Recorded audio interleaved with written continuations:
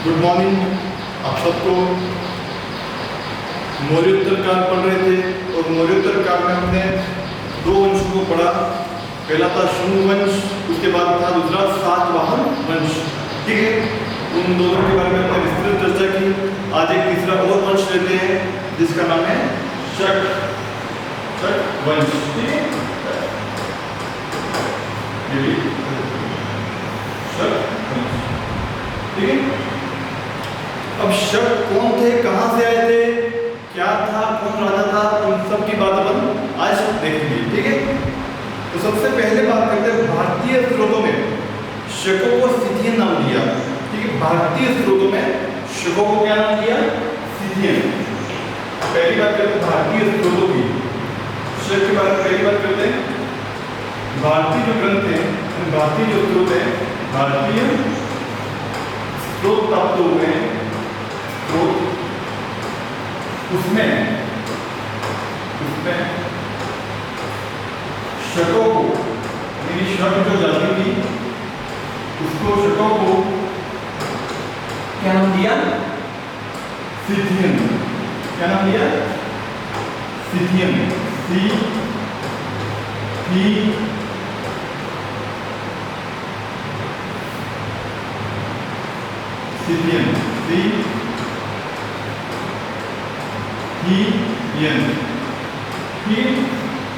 Scythian नाम दिया। भारतीय स्रोतों में शकों को सिथियन नाम दिया। यूनानी के बाद शक आया, यानी कि भारत में कौन आए, पहले यूनानी आए थे और यूनानी के बाद जो वंश आया उसका नाम था शक। यानी कि कब आया, यूनानी के बाद। यूनानी के आए थे भारत में, यूनानी के बाद कौन आए, शक। ठीक है, यूनानी के बाद ये आए। ठीक है, शक। भारतीय स्रोतों में इसे सिथियन कहा जाता है और ये यूनानी के बाद भारत में आए थे।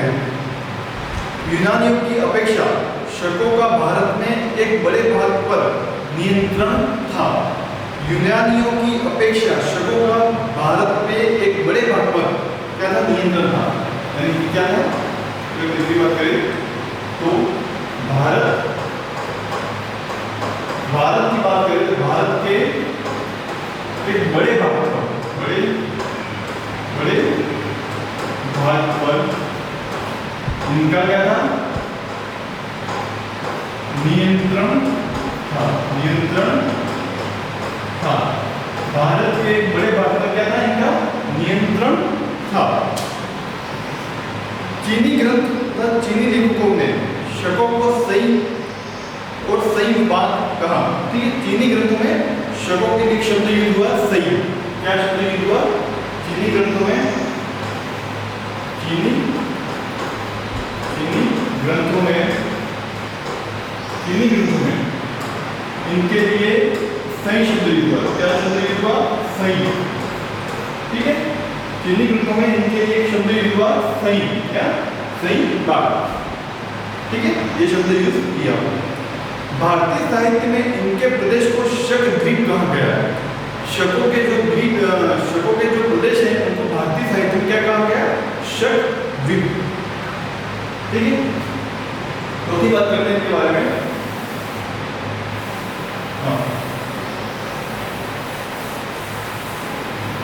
भारतीय साहित्य में, चौथी बात करते हैं,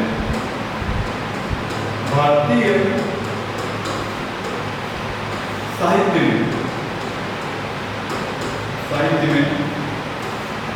शकों के, भारतीय साहित्य में शकों के प्रदेश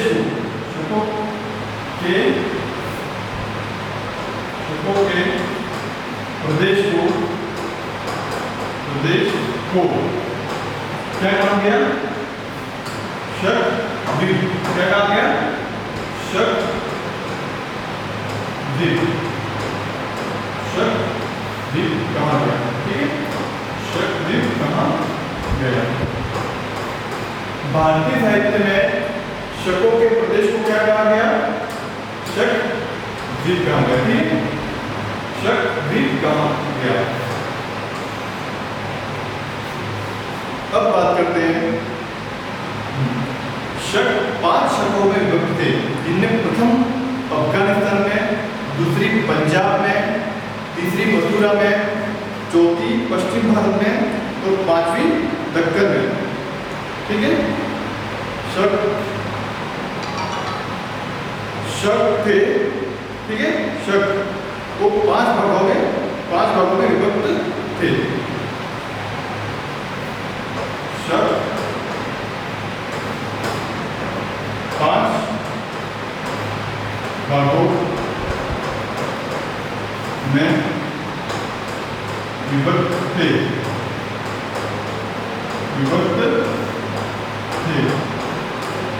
शक में 5 भागों में विभक्त थे।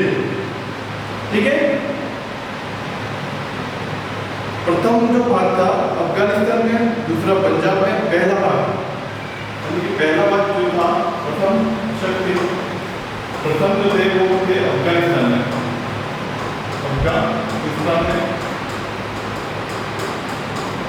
द्वितीय दूसरे थे वो पंजाब में, और जो थे द्वितीय अफगानिस्तान में, तीसरे थे मथुरा में, ठीक है, चौथे जो थे वो थे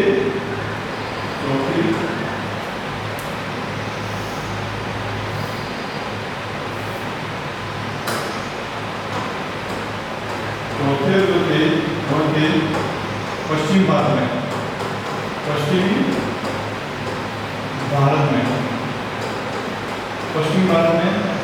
और पांचवे जो थे वे थे, पांचवे जो थे वे थे दक्षिण में, दक्कन में, पांचवे का थे दक्कन में या दक्षिण में, दक्कन क्षेत्र में। यानी 5 भागों में इनका विस्तार था उस समय। शकों का विस्तार उस समय कितने भागों में था? 5 भागों में उनका विस्तार था।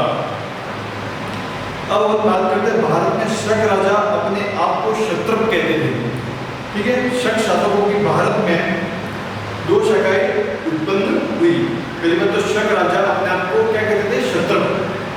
ठीक है, शक राजा भारत में अपने आप को क्या कहते थे? क्षत्रप।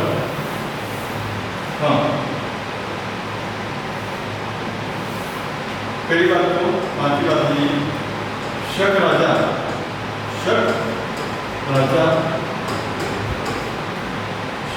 थे जो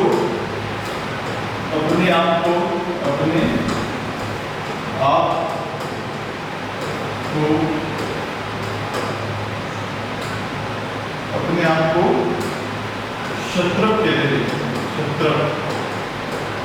क्षत्रप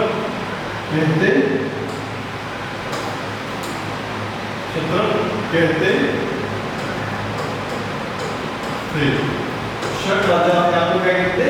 क्षत्रप कहते थे। और यह 2 शाखाओं में विभक्त थी। यानी जो क्षत्रप शाखा थी 2 भागों में विभक्त थी। पहला था उत्तरी क्षत्रप और दूसरा था पश्चिमी क्षत्रप। यह क्षत्रप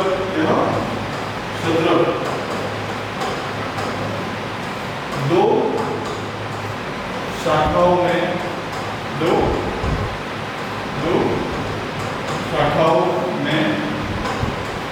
विभक्त था।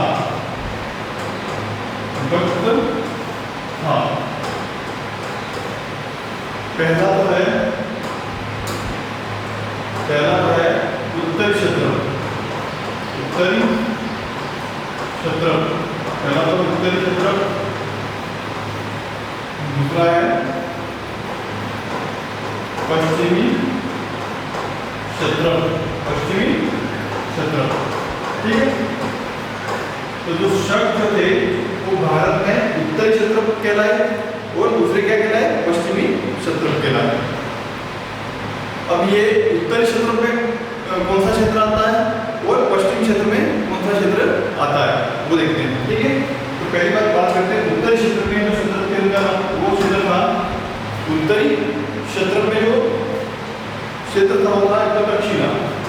यानी तक्षशिला, तक्षशिला व मथुरा, तक्षशिला व मथुरा। ठीक है, ये जो क्षेत्रों में रहते थे, उत्तरी क्षेत्र जो थे वो इन दो क्षेत्रों में रहते थे, तक्षशिला और मथुरा में। पश्चिम में जो क्षेत्र थे वो थे एक तो उज्जैन में, ठीक है, पश्चिम जो क्षेत्र थे दो थे, वो कहा जाते थे, एक तो उज्जैन में और दूसरा है वो है नासिक में, दूसरा है नासिक, ठीक है, नासिक में। पहली बात तो याद रखने पर शक राजा को, शक राजा अपने आप को क्या कहते थे, क्षत्रप कहते थे। शक राजा अपने आप को क्षत्रप कहते थे। शक राजा क्या कहते थे अपने आप को, अपने आप को क्षत्रप कहते थे। यह क्षत्रप दो शाखाओं में विभक्त हुए, जो क्षत्रप थे वो दो शाखाओं में विभक्त हुए। पहली जो शाखा थी वो थी उत्तरी क्षत्रप यानी उत्तरी शाखा, और दूसरी शाखा जो थी वो थी पश्चिमी क्षत्रप यानी पश्चिमी शाखा। उत्तरी क्षत्रप जो थे वो कहां से कहां निवास करते थे, तो तक्षशिला और मथुरा में। और जो पश्चिमी क्षत्रप थे वो कहां निवास करते थे, उज्जैन और नासिक। यानी कि उत्तरी जो थे वो इन दो क्षेत्रों में निवास करते थे और पश्चिमी जो थे वो इन दो क्षेत्रों में निवास करते थे। ठीक है,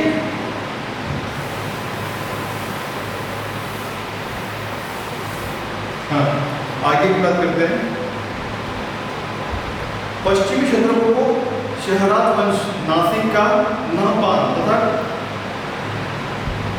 कामंतक वंश का रुद्रदमन, कामंतक वंश का रुद्रदमन सबसे प्रसिद्ध शाक था।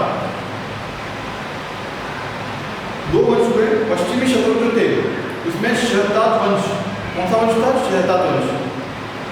और शहरतात वंश का एक व्यक्ति था नहपान, यानी कि शहरतात वंश जो पश्चिम में जो वंश है, देख लेना, पश्चिम में जो क्षेत्र थे, पश्चिम में क्षेत्र, पश्चिम में जो क्षेत्र थे, ठीक, हाँ, पश्चिम में जो क्षेत्र थे उन क्षेत्रों को शहरतात वंश चलाया। यानी कि कौन सा वंश था उसका, पश्चिम में क्षेत्र को क्या कहलाया, शहरतात, शहरतात वंश। उस वंश का क्या नाम था, शहरतात, शहरतात, शहरतात, ठीक है, शहरतात वंश था। और शहरतात जो वंश था उस वंश का एक राजा हुआ नहपान। शहरतात वंश का राजा का क्या नाम था, राजा हुआ, उस राजा का नाम था, उस राजा का नाम था नहपान, राजा का नाम था नहपान। ये इस वंश का, पश्चिम वंश का सबसे प्रसिद्ध राजा कौन था, नहपान। और दूसरा जो था वंश था कामंतक वंश, ठीक है। और कामंतक वंश था उसका एक राजा हुआ रुद्रदमन। और जो दूसरा था उत्तरी वंश, उत्तरी क्षेत्र, ठीक है, उत्तरी क्षेत्र। इन्होंने जो वंश चलाया उसका नाम था कामंतक वंश। इन्होंने जो वंश चलाया उसका नाम था कामंतक वंश, ठीक है, कामंतक वंश। इन्होंने वंश चलाया उसका नाम था कामंतक वंश। और इस वंश का एक राजा था रुद्रदमन, ठीक है, इस वंश का राजा था, एक राजा हुआ जिसका नाम था रुद्रदमन, रुद्रदमन, यानी कि ये प्रसिद्ध शक राजा हुआ, ठीक है, ये प्रसिद्ध शक राजा हुआ।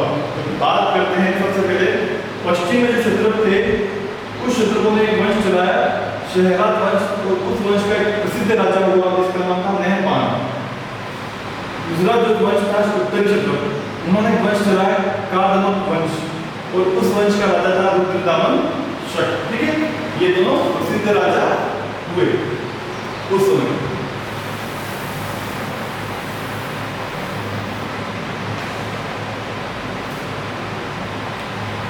नहपान जो राजा था वो नहपान ने अपने सिक्कों में राजा नाम लिखवाया।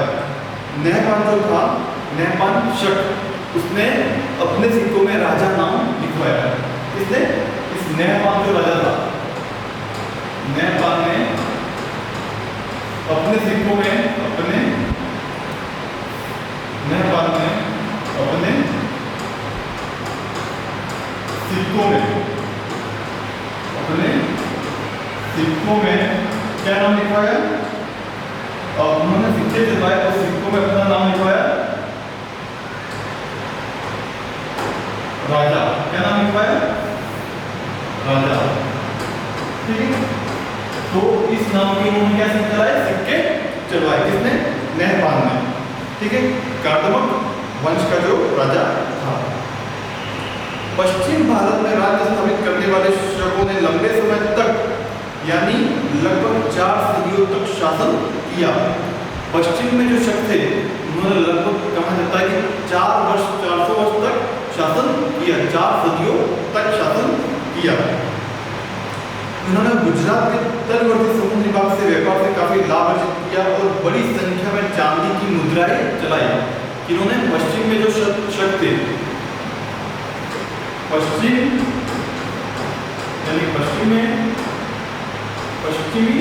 शकों ने या पश्चिमी शत्रुओं ने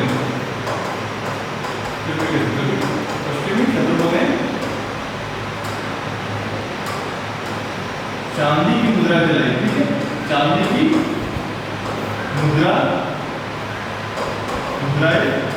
चलाई, चांदी की मुद्राएं चलाई। ठीक है, भारत में शकों का सर्वाधिक प्रसिद्ध राजा, भारत में अगर बात करें शकों में सर्वाधिक प्रसिद्ध राजा कौन हुआ? रुद्रदामन। और उसका समय था 130 से 150 ईस्वी पूर्व, 130 से 150 ईस्वी तक। भारत में अगर बात करें तो शकों का सर्वाधिक प्रसिद्ध राजा भारत में शकों का सर्वाधिक प्रसिद्ध राजा हुआ, प्रसिद्ध राजा कौन हुआ? रुद्रदामन। ठीक है, रुद्रदामन। हाँ, रुद्रदामन प्रथम। ये शक राजा था जो भारत में शकों में सबसे प्रसिद्ध राजा माना जाता है। ठीक है, और इस रुद्रदामन ने, ठीक है, इस रुद्रदामन ने गिरनार पर्वत पर स्थित काठमांडू के अर्धशुष्क क्षेत्र की प्रसिद्ध सुदर्शन झील की मरम्मत करवाई। ठीक है, एक सबसे इंपॉर्टेंट पॉइंट है, सुदर्शन झील की मरम्मत किसने करवाई थी? इस रुद्रदामन प्रथम ने सुदर्शन झील की मरम्मत करवाई। ये सुदर्शन झील, ठीक है, सुदर्शन झील, इस सुदर्शन झील की मरम्मत करवाई। ठीक है, मरम्मत करवाई किसने? रुद्रदामन ने। रुद्रदामन प्रथम ने, ठीक है, इस सुदर्शन झील की मरम्मत करवाई। और इस झील का निर्माण मौर्य काल में हुआ था और इसके समय में सौराष्ट्र प्रांत का एक शासक था सुविशाख। तो इस झील का निर्माण हुआ था, वो हुआ था मौर्य काल में। ठीक है, मौर्य काल में इस झील निर्माण कब हुआ था? इसका झील का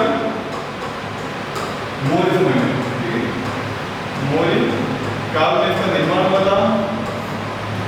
मौर्य काल में इसका निर्माण हुआ था। सुविशाख नामक एक राजा के द्वारा इस सुदर्शन झील का निर्माण किया गया था पूरे काल में। और शकों के समय में रुद्रदमन प्रथम ने इस झील का पुनर्निर्माण करवाया, मरम्मत करवाई। रुद्रदमन संस्कृत का बड़ा विद्वान था या संस्कृत का बड़ा प्रेमी था। उसने ही सबसे पहले विशुद्ध संस्कृत भाषा में लंबा अभिलेख लिखा जिसका नाम है जूनागढ़ अभिलेख। ठीक है, तो रुद्रदमन के अभिलेख का नाम है जूनागढ़ अभिलेख। सबसे पहले तो रुद्रदमन के अभिलेख की बात करते हैं। अभिलेख, ठीक है, अभिलेख की बात करें तो इसका अभिलेख कौन सा है? रुद्रदमन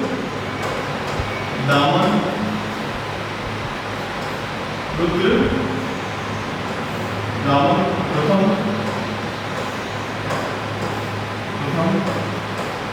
का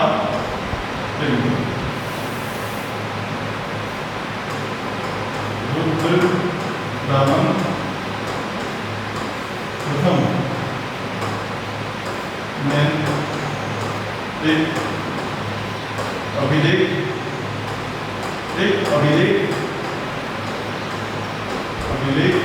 का निर्माण करवाया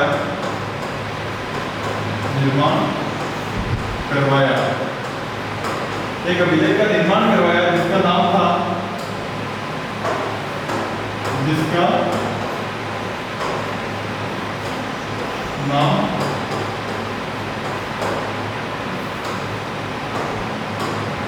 जूनागढ़ अभिलेख। जूनागढ़ अभिलेख, ठीक है, जूनागढ़ अभिलेख। और इस अभिलेख की जो भाषा थी वो थी संस्कृत। ठीक है, इस अभिलेख की भाषा कौन सी थी? संस्कृत भाषा थी। ठीक है, इस अभिलेख की भाषा कौन सी थी? संस्कृत भाषा में यह अभिलेख लिखा गया था, क्योंकि रुद्रदमन संस्कृत का बहुत बड़ा प्रेमी था। पूर्व के जो भी लंबे अभिलेख इस देश में पाए गए हैं उन सभी की भाषा क्या थी? प्राकृत थी। इसके पहले जो भी अभिलेख प्राप्त हुए उन सब की भाषा क्या थी? प्राकृत थी। रुद्रदमन ने अपने समकालीन शातकर्णी राजा को दो बार हराया। रुद्रदमन ने इसके पहले अपने एक राजा को पढ़ा था जिसका नाम था गौतमीपुत्र शातकर्णी। उस गौतमीपुत्र शातकर्णी को रुद्रदमन ने 2 बार हराया था, परंतु निकट संबंधी होने के कारण इसे नष्ट नहीं किया था, इसको राज्य वापस कर दिया था। और इस वंश का अंतिम शासक था रुद्रसिंह तृतीय। ये देखिए आप, इस वंश का अंतिम सम्राट कौन था? अंतिम राजा। इस वंश का अंतिम राजा कौन था? इस वंश का अंतिम राजा था रुद्रसिंह फड़। रुद्रसिंह तृतीय। ये इस वंश का अंतिम राजा था। गुप्त शासक चंद्रगुप्त द्वितीय विक्रमादित्य ने इसे पराजित कर दिया और शत्रुओं के राज्य को अपने साम्राज्य में मिला लिया। चंद्रगुप्त द्वितीय ने उसे हरा दिया और शकों के साम्राज्य का विनाश कर दिया और एक नया वंश आया। उसके बाद इसका नाम था गुप्त वंश। ठीक है, तो आज के लिए इतना ही। आगे की बात हम कल करेंगे। Thank you.